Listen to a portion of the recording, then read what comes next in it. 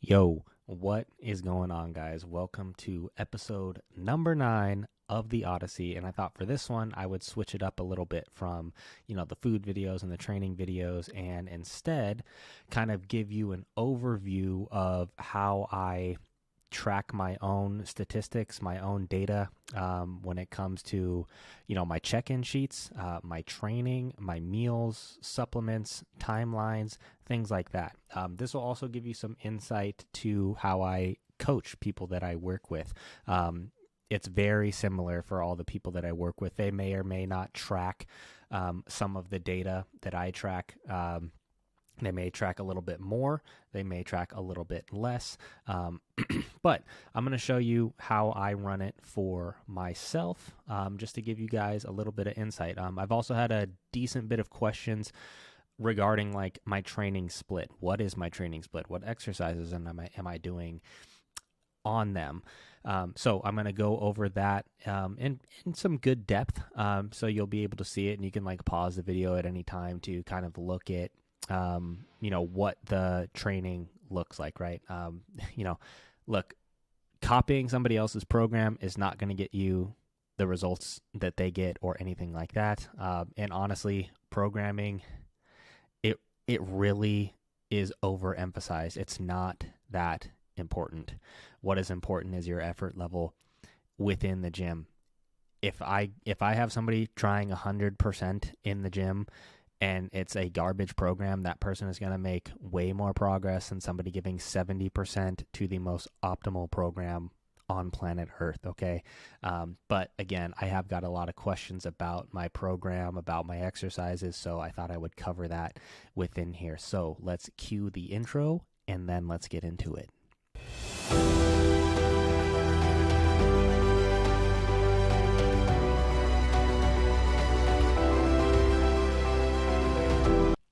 So if we take a look at my check-in sheet, so this is the base check-in where I track all my like hard data that I need to know for myself, that I can like look back on and be able to see trends.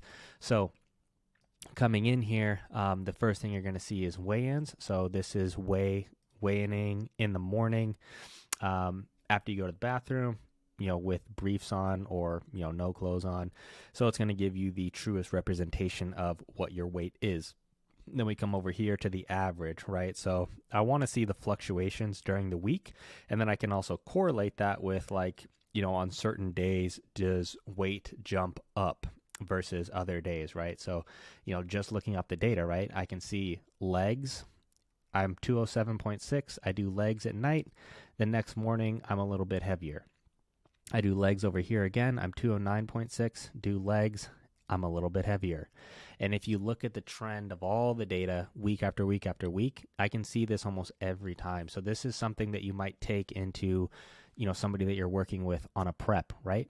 I might know this person, after leg day, they shoot up a pound or two because of the inflammation every single time. And maybe that lasts for like multiple days, right? I can tell you right now, on this Friday, I was so goddamn sore, and like my legs were just inflamed. There was literally like inflamed to the point where they're just like 24/7 hot.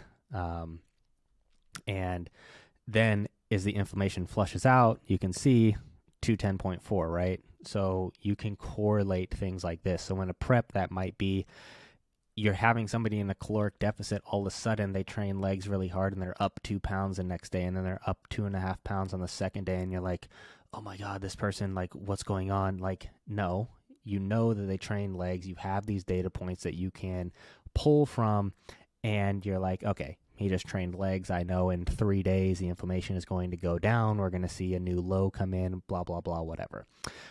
So that's, one of the reasons why I will track daily weigh-ins and also track what I'm training on a certain day. I'll also have my step count checked. So my personal step count is set at 10,000 every day. So I do make sure that I hit my 10,000. Sometimes I'm a little above, 10,300 right here. But for the most part, I'm hitting that 10,000 number. Then obviously I'm tracking what I'm working that day. I do track my cardio as well. Now I don't track my heart rate, but with some clients I will track their heart rate. So the reason I'm not tracking my heart rate is because I personally know how hard that I am going on cardio, whether it is sufficient or not. Now, with a client, I don't know that. There are a lot of people who will sandbag their cardio. 25 minutes of cardio while you're reading a book is not the same minutes, is not the same as 25 minutes of cardio where like you can't read a book because you're actually going so hard that like, your heart rate's in the 130 to 140 range, right? So that is why I would track somebody's heart rate, because I can't be there in person seeing what they're doing, but I know if their heart rate is, 120, 130, 140 for the duration of that, well, I know that they're actually trying during their cardio. Whereas if they're coming in here and they're like, oh yeah, my heartbeat's like 95 or 100, I'm like, okay, you're not trying during your cardio. Like there needs to be some base level of effort here. So that's why I don't personally track my own heart rate, because I know how hard I'm going, but I will track it for clients. I do track the duration as well, and I track what days I'm doing cardio. I will typically avoid cardio after a leg day, as you can see. Then tracking macros. So I have some clients who track macros. I have some clients on a meal plan. So I am on a meal plan, but it's broken down into macros. So I'll go over that in a second, where you can see down here on the meals tab. And then I have my sleep that I track. So I will have clients track whether they're on a meal plan or not. So the clients that are on a meal plan, they need to, tell me, did you stick to that meal plan today? If you didn't, what meals did you miss? What did you replace them with? Now, again, I don't need to track that for myself because obviously I'm aware of the things that I'm doing.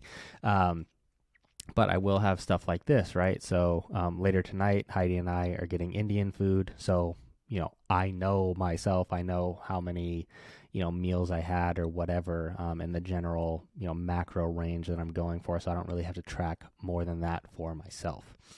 Then we'll also have sleep in hours here. So, this lets me correlate things as well with like maybe I had a bad workout or maybe I had a good workout, or, maybe my weigh-in was higher because my sleep was garbage, things like that. Again, these things matter even more so in prep than they do with the off season per se, but I still track it so that I know exactly what's going on. In prep, again, you might have an example of somebody in a caloric deficit that is in a caloric deficit, and they're on top of their cardio and they're going hard, but their weight's not budging, and you see their sleep and it's like 4 hours, 4.5 hours, 4 hours, 5 hours. Well, I can tell you right now that person's just holding on to so much stress that if we might need to even pull them back a little bit and be like, okay, let's remove cardio, let's take you out of the gym, and then let's have you your main goal is like the next 2 nights, I need you in bed for 8 or 9 hours just sleeping. And then that person will drop weight because of the level of fatigue drop off and the stress drop off, right? So again, it's all data that you use in order to draw conclusions as to what your next move might be. Caffeine intake as well. So I didn't input mine for this week, but this is my general caffeine intake here is 200 to 400 grams or milligrams, 200 to 400 grams. Oh my God, I'd be dead. And this is my caffeine intake throughout the day. Now, again, one of the reasons I track this is for clients. I'll see maybe it starts climbing really high in prep to the point where it's like, man, we need to dial this back because it's going to be affecting your sleep. Or I'll even have people in the off season that are like 700, 800 milligrams per day, 900 milligrams per day. It's like, dude, like we need to dial this back because even though you think it's not affecting your sleep, I know that it's affecting your sleep. I know that it's affecting your recovery. So caffeine intake is something that I will track water in ounces. Again, I don't track this for myself because I know how much water I drink, which is, I drink anywhere from a gallon to a gallon and a half a day, but this is something that I track for clients. Bowel movements as well. So this is going to be indicative of typically somebody's ability to digest the food that they are working with, right? If you have somebody who has a lot of bowel movements per day, this could mean that there's a lot of digestive distress going on. They're not absorbing the nutrients that are in their food. It's just coming in and going out. Or, it could be maybe they're not, maybe multiple days are going by where they're not having bowel movements. It's like, maybe we need to examine the diet because they're not on a meal plan and I have them on macros. And it's like, okay, tell me what you're eating. And it's like, oh, there's no fruits, there's no vegetables, there's essentially no fiber in your diet anywhere. Okay, we need to address this. We need to make some changes here.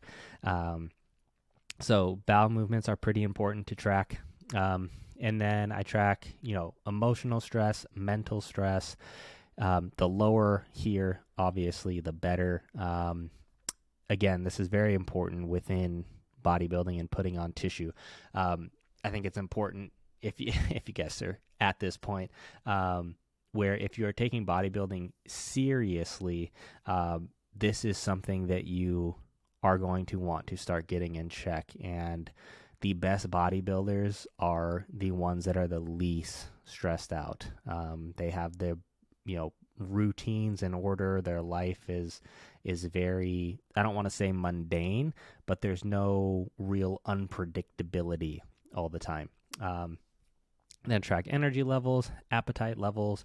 Appetite will give me, insight as to, can I keep pushing this person? Like, somebody might be very lean, but just have a very low body fat set point. So even though I want to continue pushing their off season because body composition suggests that we can, well, maybe their appetite's at a 1 or a 2. Oh, well, I can't really push this person's food higher, even though their body composition says that we should, because their appetite's already tanked. They can barely eat all the food they're eating right now. So you might have to pull back. You might have to work in foods that are more calorically dense in order to allow this person to get in more food through the day. Again, you might have to do a pullback where you kind of, quote unquote, deload food. You pull them back, put them in like a deficit or a maintenance for a couple weeks to reset that appetite. So then you can then push a little bit farther past their body fat set point if that person is somebody who's very low. Again, if your appetite is very high, that lets me see some stuff too, right? Where it's like, maybe we need to give this person an off-plan meal just for, mental, I don't want to say mental stability, but just like a mental break to relax them, stuff like that. So appetite's another thing that I pay attention to. Alcohol here, I don't even know why I bother tracking this for myself because I've never drank in my life.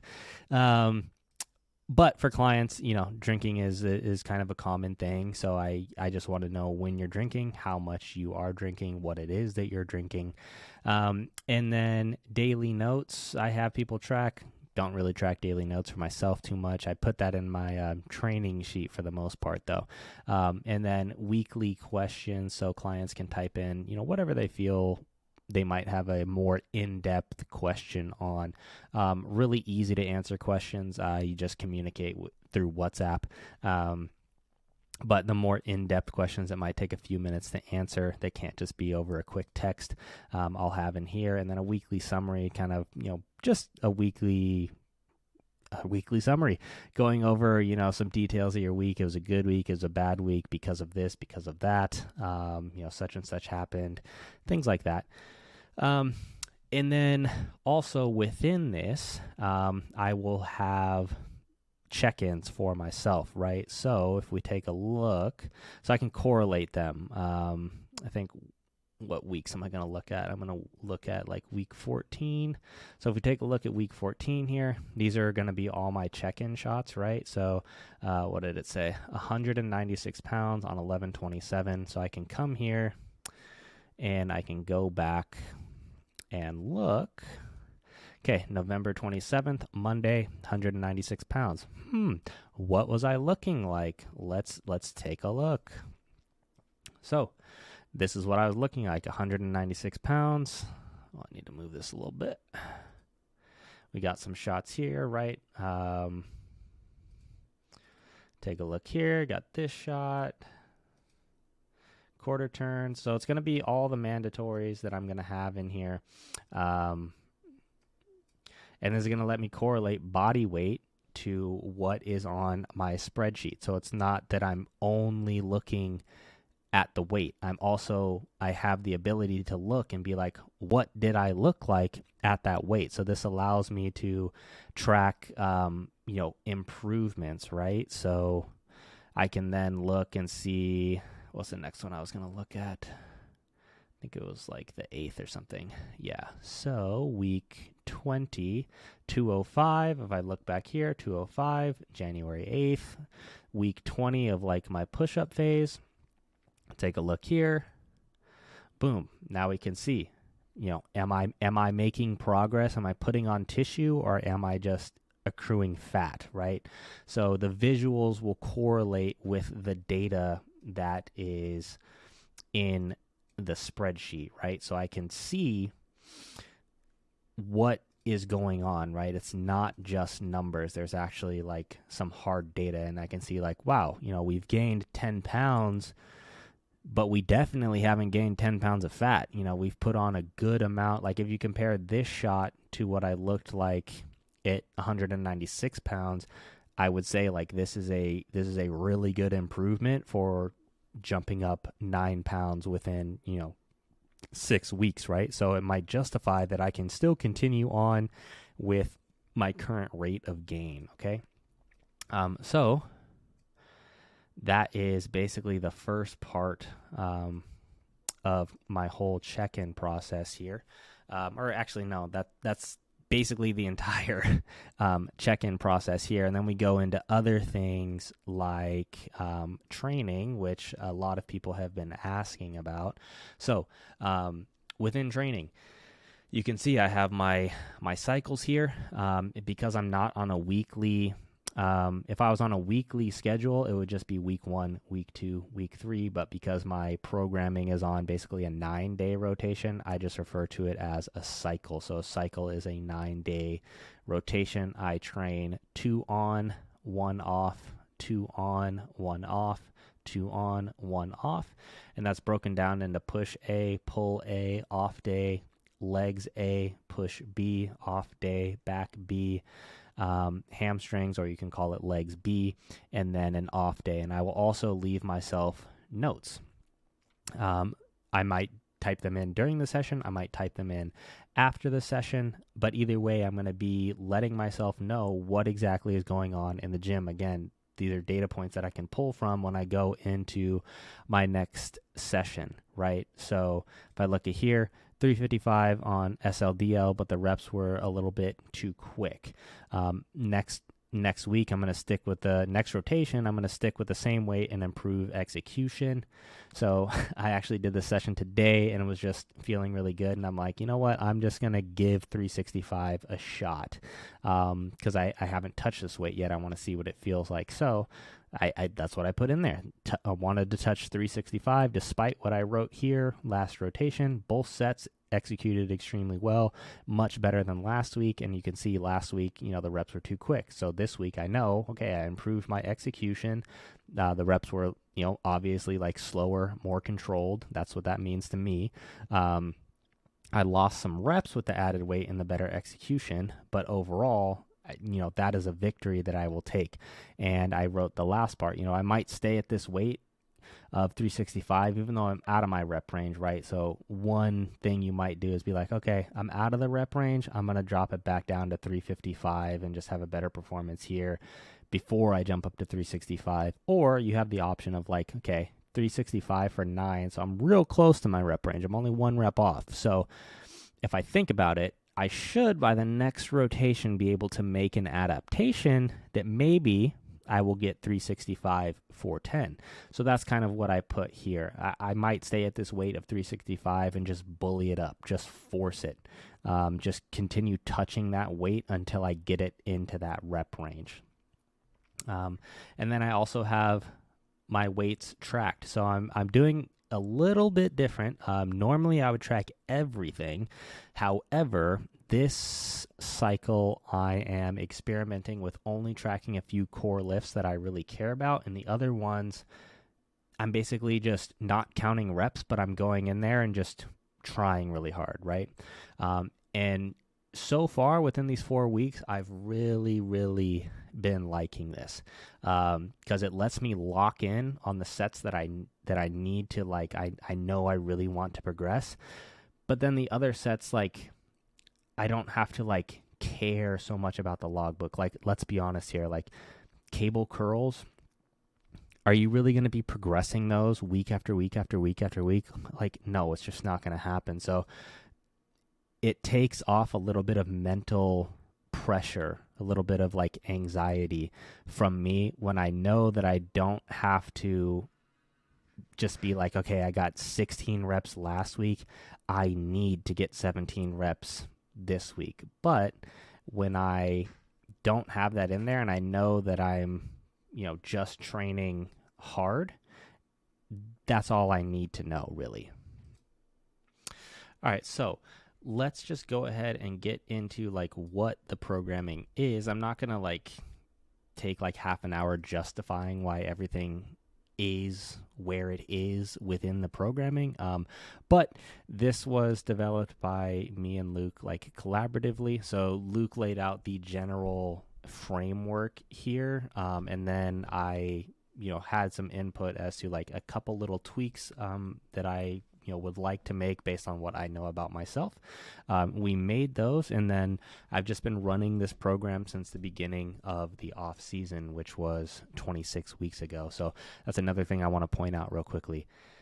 Stop changing your programming constantly. Stop looking for the next best exercise. Just do the same stuff and get really good at it. Like this SLDL, I am going to continue running this all the way until the end of the year, all the way until December, until January, until I start my next prep. And in that prep, I'm probably also still going to be running an SLDL for the whole time.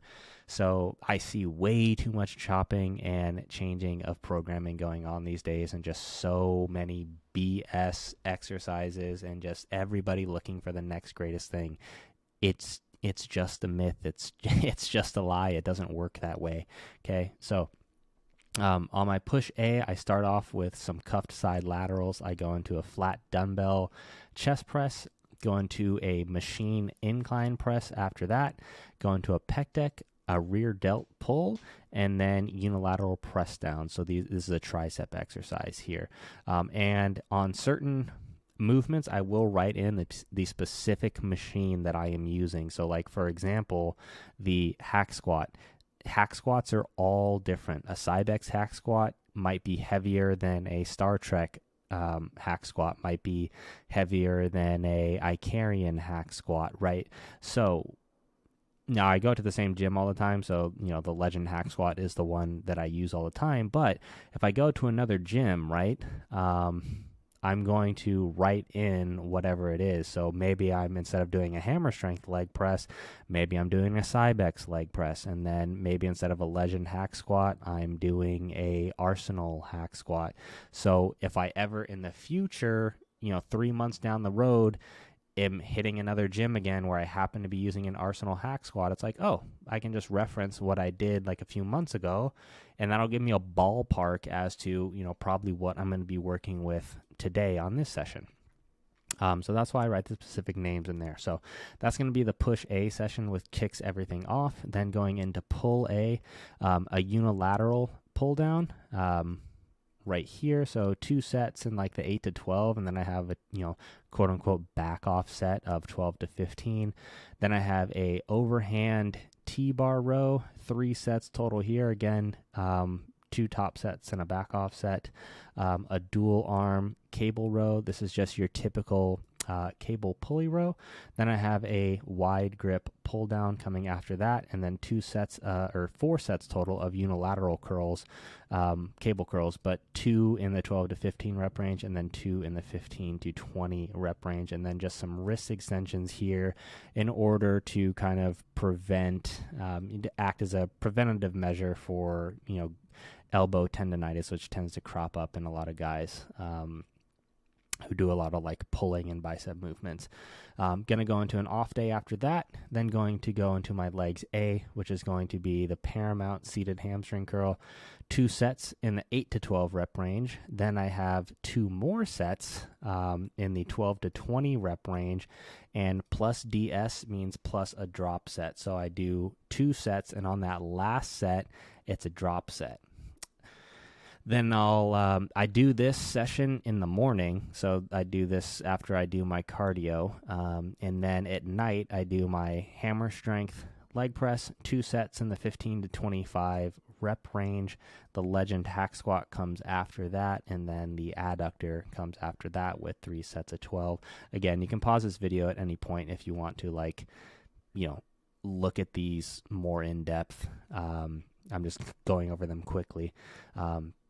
Push B comes after that, so cuffed side laterals, paramount OHP machine. Gonna do 2 sets there with only 1 being like a heavier set. Then paramount flat press for chest. This is gonna be 3 sets in the 12 to 15 rep range here. I do this part in the morning as well on this day, and then at night I do the arms part, which is machine dips, cable cross body press downs, dumbbell curls, standing incline cable curl, and then I carry in press downs. And that's a tricep movement. It's like a machine that's kind of like, it almost mimics like a overhead extension, because the machine comes in like this and then you press it forward. Off day comes after that. Then I do go into my secondary back day, back B, unilateral pull down, T-bar row, dual arm cable row, neutral grip pull down. So again, you'll see, like, what am I doing for back? I'm doing pretty much the same damn thing I did the other day. There's no secrets to this. So the people that are trying to give you a million different exercises, man, they're probably trying to sell you something, or they're probably trying to sell themselves. Okay. Yeah, it's just so not necessary. And then rear delt pulls come after that. Then my legs B, or hamstrings and glutes, whatever you want to call it, starts with a Life Fitness lying hamstring curl. So I got 3 sets there in the 10 to 15 rep range. I got a barbell SLDL coming after that in the 10 to 12 rep range. Going into split squats after that, adductor after that, and then a glute drive cluster set. So the cluster set is, I use this weight right here, and I basically try to get 30 reps as like in the least amount of sets possible. So, the first set here, if we look at this, my first set was 23, my second set was 11. And within these sets, it's like I do the set and then I'm only resting about 10 seconds and then I'm going again in order to get to that 30 reps. So obviously I got a little more than 30 reps here, so likely I'll just up the weight a little bit going into this next session here. So that is going to be the overview of my programming. Again, a lot of people have been asking about like what my programming is, what the exercises are within it. So again, pause this video at any point so you can take a look at, what I'm running here. But like I said earlier, programming is super overrated, okay? It's not that programming doesn't mean anything and can't be beneficial, but the more important aspect is how hard are you trying? Are you giving everything in the gym? If you're giving everything you have in the gym all the time, every session, I don't really care what your programming is. You're going to make progress, okay? So let's then go into the meal plan. So like I said, I do have a meal plan for myself, but it is also broken down into macros, which makes it, a little bit easier if I want to replace a meal, or if me and Heidi are going out to dinner. Say me and Heidi are going out to dinner and I've had my first 3 meals. Well, I know what I know what I'm going to be kind of looking at in terms of the range of what I can get from my last meal, right? Like I can replace my last 2 meals with 1 meal out with kind of similar macros, right? So it just allows for the meal breakdown. That's why I break it down like that. My breakfast on both days is very similar. I just do chicken breast with, kind of this fruit medley that I really, really enjoy. Meal number 2, I like to keep the carbs a little bit lower in the beginning of the day. It just makes me more productive. I'm also not as hungry in the morning. I'm way more hungry at night. So I kind of, backload my food per se, to be at night. And I also kind of cluster it around my workouts because I work out at night. So the bulk of my carbs are going to come like in meal 3, 4, and 5, which are leading up to my workout and then coming after my workout. So meal 2, again, very similar, 6 ounces of ground beef and then 170 grams of sweet peas here, 102 grams of sweet peas here. Meal number 3, 4 ounces of chicken breast, 85 grams of spinach. Again, very similar here. On my off day, this is my rest day meal plan. This is my training day meal plan. So on the rest day, obviously the macros are a little bit lower. I'm not working out. I don't need as much food. I will add 7 grams of olive oil to this meal right here. And you'll also see 305 grams uncooked jasmine rice and 355 grams uncooked jasmine rice. So I cook this either in the morning or I cook it the night before. And what I do is I take this rice and spread the cooked rice through meal number 3, meal number 4, and meal number 5. So I just eyeball the rice because this is the real true measurement, the 305, and then I just eyeball it through the rest of meal 3, 4, and 5 as to kind of a good amount that I'm looking for. And then my pre-workout meal is going to be this beef with sweet peas, and I'll add some, probably like a third of the rice that comes out of the cooker here. A third of it will go in here.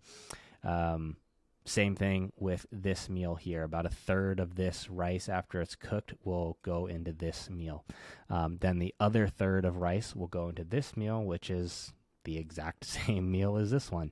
And then my meal number 5 on this rest day is going to be the 4 ounces of chicken breast.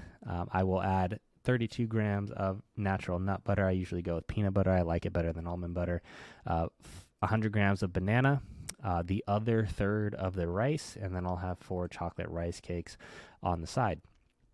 Over here, this will be slightly different.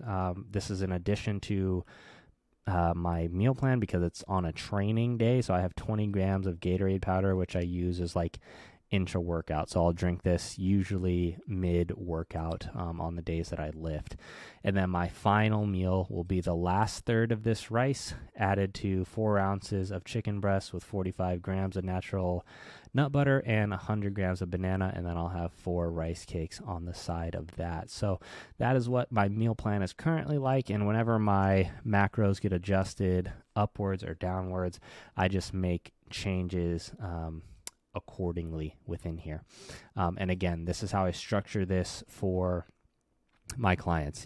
If clients want to just do macros, then, I don't bother with a meal plan.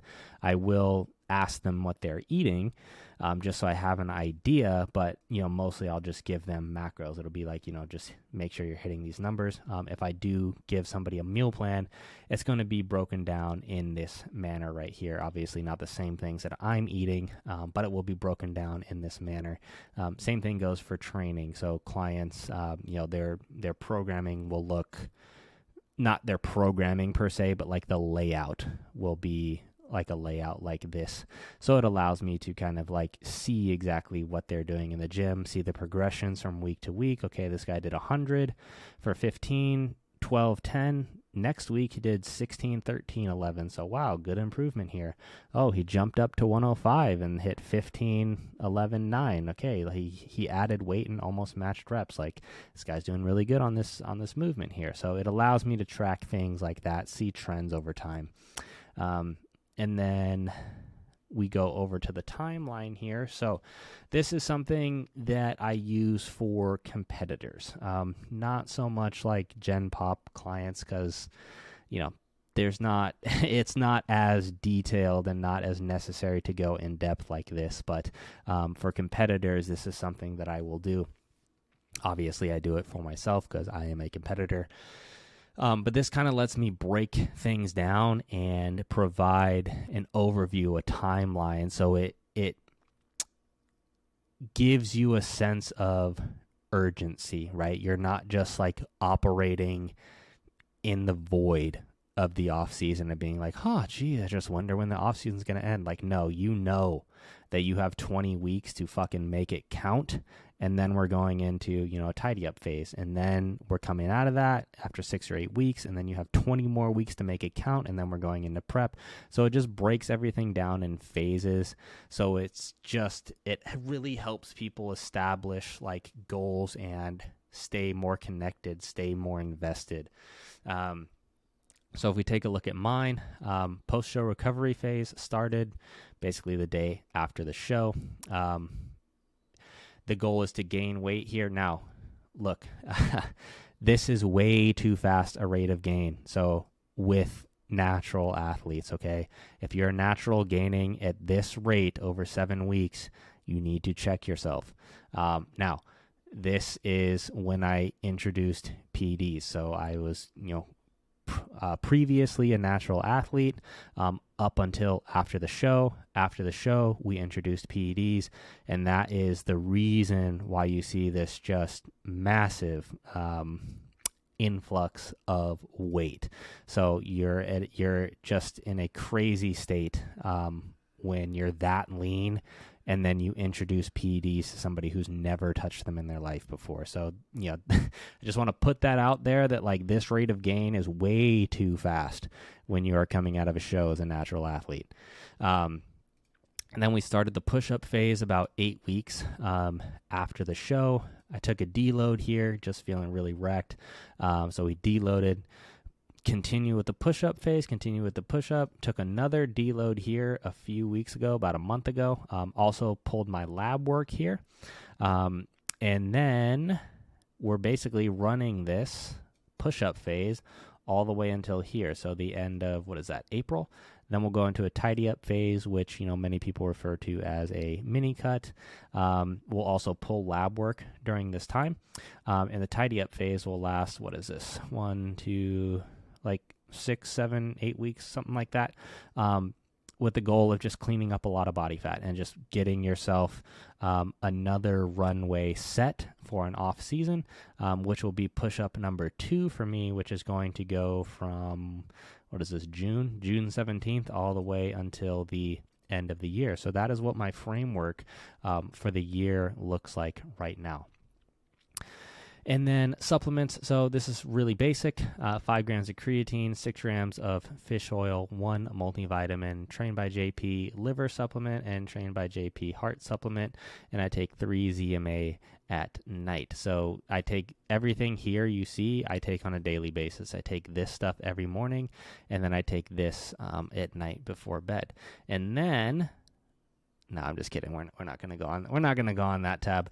I've already talked about why I won't be talking about that kind of stuff. I'm not educated enough on that side. One of the reasons why I only coach natural athletes, because that side I would consider myself an expert on that side.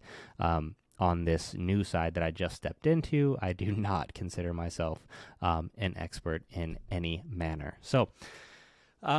Hopefully you guys enjoyed this video. I don't know if you guys got this far. It's a little bit on the longer side, but I thought it would be, some people might be interested into how I run my coaching process, how I run my own check-in process, what my programming looks like, what my meal plan looks like, that kind of stuff. So, I'm just going to go ahead and wrap it up right here. So this will be the end of episode number 9.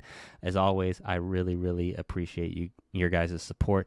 Hopefully you're able to pull some cool things out of this video, or, maybe see some things that you can apply to yourself. If you guys have any questions, feel free to leave them in the comment section, or, any comments, leave them in the comment section as well, and I'll get back to them. But I'm going to wrap this up and go enjoy some Indian food with Heidi, and I hope you guys enjoy the rest of your night or the rest of your day, wherever you are at, and I will catch you in the next episode. Peace.